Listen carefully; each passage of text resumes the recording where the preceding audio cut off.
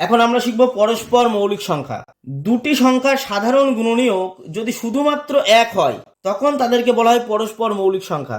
অর্থাৎ দুটি সংখ্যা তাদের সাধারণ গুণনীয়ক কেবলমাত্র এক হবে, তখনই আমরা তাদেরকে পরস্পর মৌলিক সংখ্যা বলবো।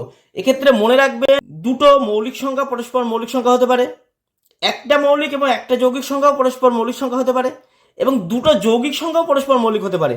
যেমন ধরুন 5 এবং 7, এদের সাধারণ গুণনীয়ক 1, তাহলে এরা পরস্পর মৌলিক সংখ্যা, দুটোই মৌলিক সংখ্যা 5 এবং 7, এরা পরস্পর মৌলিক হলো।